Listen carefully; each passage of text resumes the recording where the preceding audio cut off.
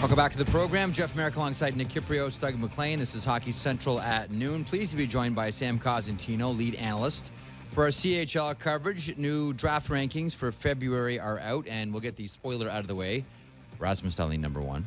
Not exactly a shock. Sam, give us 2 seconds on him because he's been well documented. He's the champ. He's going to go wire to wire, and he's going to play in the National Hockey League next year, and I think he's going to be pretty good at probably 18 or 20 minutes a game and be effective in just about all areas. Then you just worry about his size and his being lanky and all that sort of thing. But he's got good escapability. He's got good boots. So pretty awesome young man.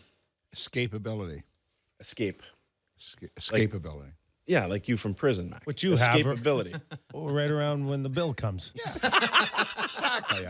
I escaped from the table. I did it last night, as a matter of fact. Veteran move. Nice little place right on the Intercoastal. Yeah. He used to just bend over and tie his shoes. Now he just leaves. They won't find him. He's back here now.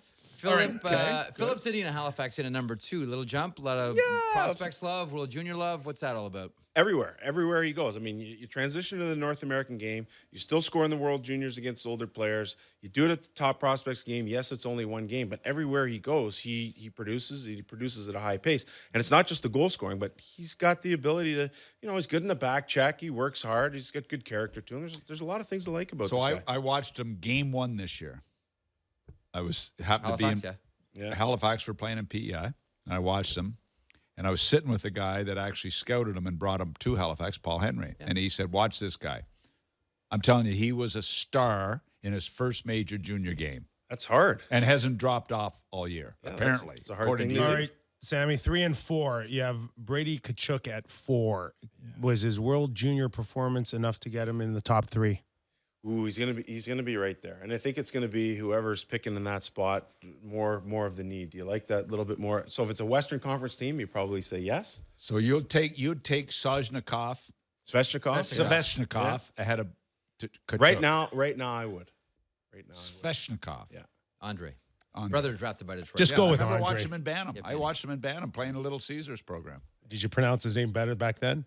It was Soshnikov.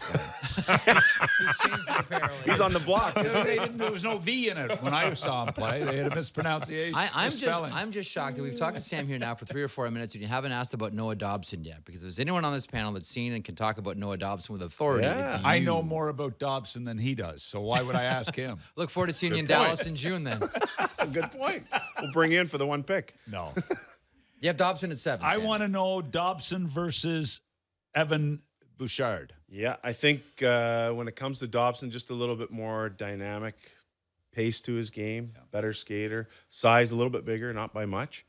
There's not a whole lot of difference there. Like Evan Bouchard really thinks the game well, and I love it because can he defend? Well, how do you know? He's never in his own end. Right. Puck gets down there, he gets it out, and doesn't have the same forward group that he had in London when he first started out. Right. He's got to do a lot of the heavy lifting himself. Sam, anybody on this list that can make a significant jump between now and June? Sarah Noel would be the guy still. I mean, I think he's made a big jump from the start of the year. I know Jeff. Oshawa General's first rounder, we identified him pretty early on as being a guy, but he's starting to produce more consistently. You're starting to see some refinement in his game.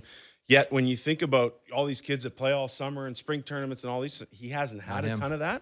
Nope. So when just you start to add add that mix, just starting now with the weightlifting and the extra work hockey and training. edges and hockey training. So I think he's a guy that he has a chance to move up. A significant amount. There's another name we're going to hear a lot about this year, and the same name we're going to hear a lot next year, and that's Hughes. Jimmy Hughes' kid, Quentin Hughes, defenseman, University of Michigan. Next year, his younger brother, Jack, most likely will go first overall. You guys had him in the GTHL top prospects, right? Kip was whining in the game because I beat him in that prospects game because I had Hughes. Jack Hughes.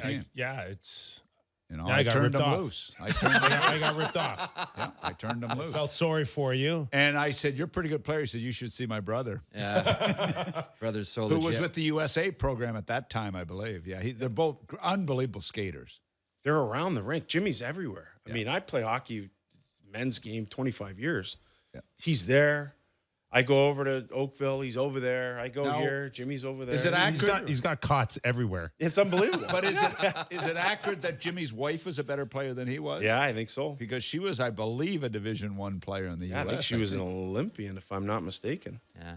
Maybe Anyway, I'm they're wrong. talented kids. World championship, anyways. Great skaters, and the kid that the forward that we had in the game was just a wonderful kid. Yeah. So it's great to see. Yeah, the whole family. Yeah, it's great Real to see. talented. So quick before I let you go, tell us a little bit about Quentin Hughes.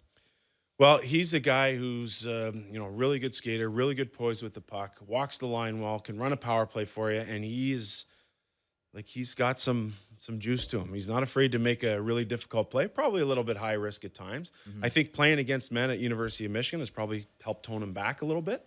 So he can't really run the show like he was running the U.S. Under-18 program last year, and that's probably been a really good part of his development. You want to get ahead of ourselves and talk about next year's draft, and a quick thought on Jack Hughes as we wrap things up? Well, That kid I is- talked to Seth Appert. He's the coach over there at the U.S. program just the other day, and he said this guy he's something special. I mean, McDavid, he's probably not quite there, but there's McKinnon. Different versions of a different versions of a McDavid. Yeah, that really. But I mean, you guys saw it dynamic. firsthand. Yeah, Just dynamic. Edge work. East, west, north, south. Doesn't matter. He can beat you. that's what they're saying. When you can skate like that and the hands match, pretty good combo.